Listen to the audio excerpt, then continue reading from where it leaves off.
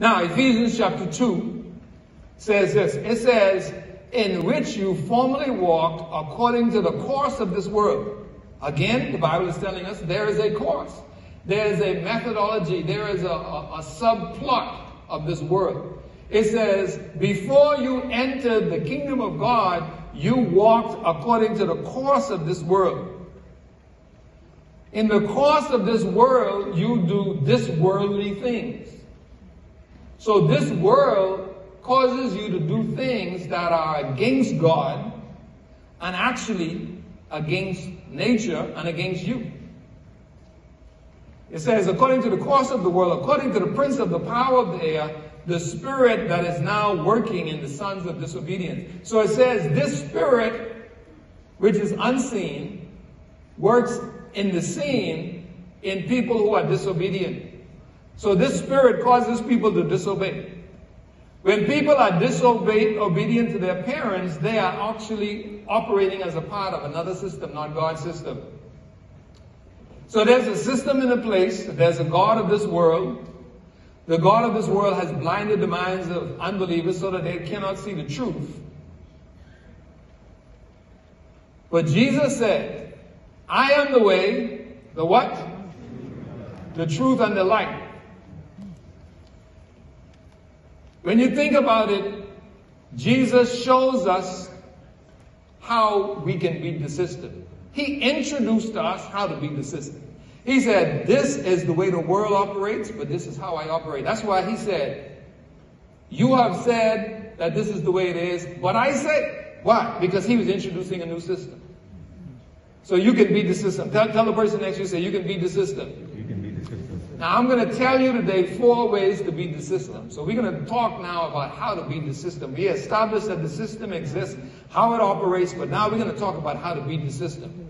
In John chapter 12, verse 31, it says, now judgment is upon this world. Now the ruler of this world will be cast out. So it's telling, Jesus is saying that the ruler of this world is ruling everybody, but I am going to cast him out, and he will not be able to rule you if you are under my system.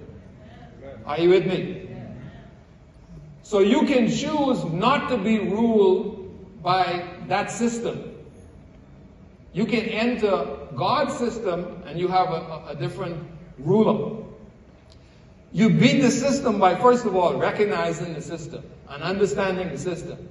You see, if you recognize how the devil operates, you know how to deal with him. But many people in the world today who are even believers don't even understand how the system works. So they are victims of the devil's system. They're victims of the system because they don't understand how the system works.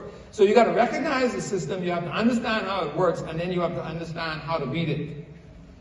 Do not let the system get to you. Let me give you some examples of the system in operation. Hitler is sitting at his table one day in his office, and he's contemplating, what is the problem of my country, even though it wasn't really his country. He was born in Austria, in case you all didn't know that. So he said, now, what is the problem in my country?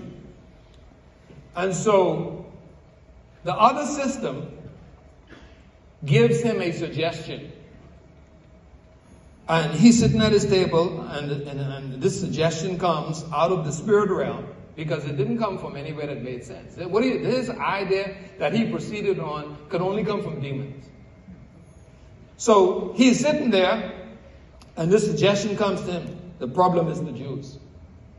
So then he goes out, and he acts on what he thinks is his thought. But it's not really his thought. It didn't come from here. Remember? Look not at the things which are unseen, but at the things which are seen, because everything in the seen originates in the unseen. So this thought entered his mind, and he didn't know why the thought entered his mind, but he acted on it because he was subject to the system. When you think of perversion, when somebody decides to do something perverted, where does it come from? It doesn't come from God, so it has to come from that system. Where does racism come from? You know, somebody sit down one day, white people are better than black people. Where did that come from? That came from a system that is designed to destroy people. Because racism is so stupid, it's unbelievable. It is totally unbelievable. Your skin color is dead. It's called melanin.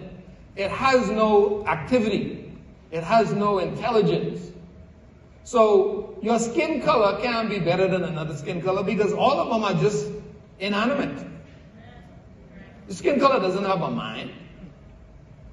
And people end up getting into big arguments and fight over skin color. So people want to kill each other because of their skin color, and the skin color is not the problem. The problem is ideology. The problem is that somebody put an idea in somebody's mind that say white people are better than black people, or black people are better than white people. And then the fools who didn't understand the system acted on it. Are you with me?